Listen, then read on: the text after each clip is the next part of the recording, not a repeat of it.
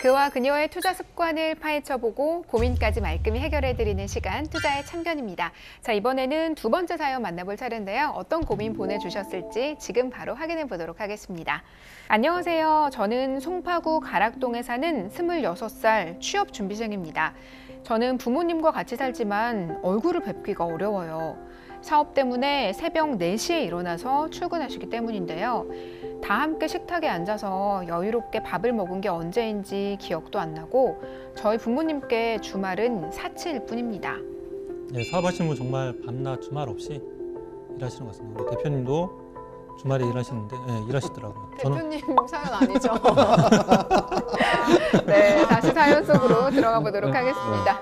부모님만 보면 평생 일만 하시는 것 같아서 마음이 아픕니다. 저는 학창 시절에 방학이 마냥 좋지만은 않았어요. 친구들은 방학마다 가족 여행을 가는데 저는 여름에 바다를 보러 가지도 못했고 겨울에는 스키장도 가보지 못했거든요. 그냥 친구들을 보면서 부러워할 뿐이었죠. 꼭 제 젊은 시절을 생각이 나는 것 같아서 마음이 더 짠하게 느껴지는데요. 감정이입이 지금 많이 되시는 것 같은데. 하지만 부모님을 원망하진 않습니다. 하루하루 열심히 사시는 부모님을 보면 존경스럽거든요. 그런데 요즘 아버지가 집에 들어오시면 한숨만 푹푹 내뱉으십니다. 왜 그러시느냐고 여쭤봐도 아무 일도 아니라고 그냥 어서 들어가서 자라고 하실 뿐이죠. 그런 아버지의 모습을 보면서 가슴이 먹먹해져서 엄마께 여쭤보니까 주저하시다가 이렇게 말씀하셨어요. 엄마, 아빠한테 무슨 일 있는 거지? 요즘 한숨이 잤네. 너가 신경 쓸 일이 아니니까 어서 자. 늦었어. 나한테도 좀 알려줘. 나도 이제 다 컸고 우리 집 상황은 나도 알아야지. 요즘 코로나 때문에 나라 경기가 굉장히 안 좋은 거 너도 알고 있지? 뉴스에서 보긴 봤는데 왜 아빠 회사도 안 좋아진 거야? 코로나 없어지면 다 해결되는 거 아니야? 그게 말이 쉽지. 우리 집이 넘어갈지도 몰라. 상황이 심각해졌어. 3일 전에 은행에서 회사로 연락이 왔더라고. 은행에서 왜? 회사를 차리냐고 집담보로 대출받았던 게 그게 문제였나 봐. 이자 빨리 내라고 독촉 전화가 왔어. 안 그래도 지금 상황인지라 회사 재정도 안 좋은데 이자까지 내라고 하니 이자도 낮은 것도 아닌데 말이야. 너희 아빠는 조금이라도 더 벌겠다고 일도 못 쉬고 큰일이다, 큰일이야. 주택을 담보로 받은 대출의 이자율이라도 낮출 방법이 있을까 해서 주택대출 관련 유튜브를 찾아봤는데 핀테크 투자백서에서 사연을 보내면 재테크 상담을 해주시더라고요. 그래서 저도 이렇게 사연을 보내봅니다. 저희 아빠의 한숨을 멈출 방법 없을까요? 라고 사연을 보내주셨습니다. 네, 두 번째 사연은 26살 취업준비생 딸이 보내준 사연이었는데요. 사연을 읽으면서 좀 가슴이 먹먹해졌어요. 감정이입도 좀 많이 되셨나요, 대표님? 정말 많이 공감이 되네요. 네. 남의 이야기 같지 않고요. 네. 지금 아마 이 사연은 보시면서 들으시면서 공감하시는 분들이 정말 많으실 거라고 생각이 듭니다. 네. 주변에서 자영업 하시는 분들 이야기 들어보면 요즘 정말 많이 힘들어하시고 또 진짜 심지어는 영업을 아예 종료하게 되는, 문을 닫게 되는 경우까지 생겨나더라고요. 네. 그런데 이렇게 수입이 없는 상황에서 대출금에 이자까지 있는 상황이라면은 그 심각성은 정말 이루 말할 수가 없겠죠. 코로나19가 벌써 3달째 지속되고 있는데요. 이제는 세계적으로 확산이 되면서 국내뿐 아니라 세계 경제가 또 금융경제, 실물 경제에 미치는 영향까지 위협적일 만큼 커지고 있습니다. 이렇게 의뢰인과 비슷한 상황에 놓이시는 분들이 굉장히 많을 것 같아서 저희가 이번 사연은 더 책임감을 갖고 조금 더 해결 방법 모색을 위해서 더 노력을 해야 될 것 같은데 정확한 진단을 위해서 의뢰인의 프로필부터 살펴보도록 하겠습니다. 이사님, 의뢰인의 프로필부터 한번 점검을 해볼까요?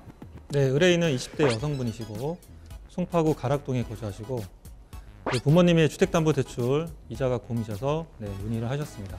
네, 주택담보대출의 이자 문제를 좀 해결하고 싶다라고 사연을 보내주셨는데 그럼 이 의뢰인에게 꼭 맞는 해결책 어떤 게 있을까요? 네, 제가 추천드리는 방법은 역시 SLB입니다. 자, 1부에서는 제가 투자자 입장에서 추천을 드렸고 2부에서는 이 한계차주 입장에서 SLB를 추천을 드리겠습니다. 사실 SLB 펀드가 생긴 지는 아까 말씀하셨다시피 2008년 금융위기와 함께 찾아왔고 꽤 된 걸로 알고 있는데 이제서야 이렇게 핫하게 떠오르고 있잖아요. 그동안 투자자들의 외면을 받은 건지 왜 그동안은 주목을 받지 못했던 건지 부진의 이유가 있을까요? 2012년도에 처음으로 우리 은행에서 자체 SLB 상품을 그때 판매를 했었습니다. 근데 이제 문제는 타 은행에 채무가 있으면 SLB 지원이 불가능했다는 점이죠. 현실적으로 한계차주가 타 은행에 채무가 없는 것은 거의 현실적으로 불가능했기 때문에 지원 건수가 단 한 건에 그친 사례가 있습니다. 그리고 지금 현재는 국가기관에 SLB가 있는데 이 조건이 굉장히 까다롭습니다. 첫 번째로는 부부 합산 연소득이 7천만 원 이하이셔야 되고 시세는 6억 원 이하, 그리고 1가구 1주택에 실거주를 하셔야 되는 그런 까다로운 조건 때문에 이 외적으로 이제 이 조건에 해당하시는 분은 지원받기 어렵기 때문에 활성화되지 못했다고 말씀드릴 수 있겠습니다. 그렇다면 지금 이렇게 SLB 상품이 인기를 끌고 있는 이유는 한계차주의 지원 요건이 완화된 다른 상품들이 있다 이렇게 추측이 되는데요. 민간 기업에서 운영하는 SLB 펀드 한계차주의 지원 요건, 자격 요건은 어떻게 될까요? 앞서 설명드린 것처럼 정부기관에서 운영하고 있는 SLB 상품에 적용될 수 있는 분들은 가까운 LH공사나 그리고 캠프에 가셔서 문을 두드려 보시고 그 안에 들어가시는 게 가장 바람직할 것이라고 개인적으로 추천해 드리고요. 네. 그 문턱을 넘지 못하는 많은 분들은 민간에서 운영하고 있는 SLB 상품에 있습니다. 그 상품에 현재 우선 심사 대상이 될 수 있는 조건들이 있는데요. 현재 대상 지역이 강남 4구 및 수도권을 우선시하고 있습니다. 네. 현재 부동산 규제 지역을 정부에서 3개의 분류로 나눠져 있는데 부동산 투기 지역, 투기 과열 지역, 조정 지역, 지구 이렇게 3가지 분류되어 있는 분들이 대부분 아까 좀 전에 설명드린 것처럼 평균 부동산 가격이 9억 이상의 아파트가의 실거래가를 책정이 돼 있기 때문에 그 중에 다 할 수는 없겠지만 우선 말씀드린 것처럼 강남 4구 및 수도권에 우선적으로 지원을 할 예정이고요. 대출 대상은 다주택자도 가능하시고 다주택도 가능인가요? 그렇죠. 네. 아까 정부기관에서 하는 것은 실거주자만 되는데 다주택자도 가능하시고 네. 그리고 고소득자, 부부 합산 소득이 7천만 원 초과하신 분도 가능하십니다. 그래서 이 대출 대상이 되신 분들은 가까운 민간에서 운영하고 있는 P2P 펀드 상품, SLB 상품을 한번 두드려 보시는 것도 좋을 것 같습니다. 그래서 이 SLB 민간에서 추진하고 있는 그 상품의 가장 큰 특징은 정부기관에서 운영하고 있는 SLB 상품에 들어가지 못하는 소외된 금융계층에게 또 다른 길을 열어줄 수 있는 상품이다라고 생각되고 있고요. 민간에서 운영하고 있는 P2P 상품이 좀 더 많은 폭으로 확대되고 있다고 하니 좀 더 서둘러 보시는 게 좋을 것 같다고 생각됩니다. 네, 이렇게 한계차주의 지원 요건이 좀 완화가 된 만큼 투자자 입장에서는 투자 선택의 폭이 좀 넓어지지 않을까라는 생각도 드는데요. 한계차주는 어떤 과정을 통해서 대출을 받게 되는지 한계차주의 SLB 심사 과정에 대해서도 궁금하거든요. 네, 한계차주는 우선 대출 신청을 하시게 되죠. 네, 접수 및 상담을 하시고 그다음에 심사 과정이 있는데 서류 심사가 있습니다. 서류를 접수를 하시고 그다음에 이제 현장을 실사를 나갑니다.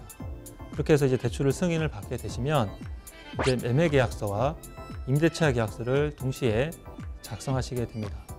자, 그 이후에는 이 한계차주님의 이 SLB 상품으로 대출을 투자를 모집을 해서 투자가 모집이 되면 대출을 실행해 드리는 그런 과정이다라고 보시면 되겠습니다. 네, 서류 심사를 하고 현장 실사까지 나간 다음에 그 과정을 살펴보고 대출이 이루어진다라고 정리를 해주셨는데요. 그렇다면 한계차주 입장에서 이 SLB 대출을 받을 때 얻을 수 있는 수혜라면 어떤 것들이 있을까요? SLB 상품 중에 한계차주에게서 얻을 수 있는 가장 큰 특징은 보증금을 확보했다. 즉, 내가 이 그 한계차주 입장에서 돈이 한 푼도 없어지는 게 아니라 매매 후 남은 차액에 대해서는 임차 보증금을 확보할 수 있다는 게 가장 큰 특징이고요. 두 번째 특징은 뭐냐면 시간을 얻을 수 있다는 거죠.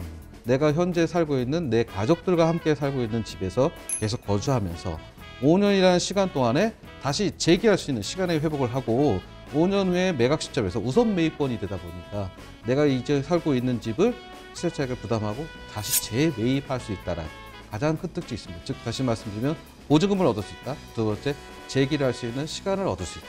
그리고 내 집과 살고 있는 이 집을 다시 구매할 수 있다. 이렇게 세 가지로 나눌 수 있을 것 같습니다. 수혜가 굉장히 많네요. 네, 제가 네. 들으면서 이게 너무 좋은 거 아니야? 이런 생각이 많이 드는데요. 네. 한계차주 입장에서는 좀 낮은 금리의 이자를 내고 또 실거주지를 계속 지킬 수가 있고요. 투자자 입장에서는 이게 아까도 우리가 계산을 해봤지만 굉장히 고수익을 얻을 수 있는 상품이잖아요. 정말로 이렇게 P2P에서 늘 나오는 말이지만 윈윈, 상부상조하는 그런 상품이라고 할 수가 있을 것 같은데 네네. 대표님 이거 특허 내셨잖아요. 네네. 어떻게 특허를 내실 생각을 하셨는지 이 상품의 탄생 배경이 궁금합니다. 이 특허를 얻게 됐던 얘기는 이제 뭐 개인적인 이야기가 들어가 있는데요. 네, 풀어주시나요?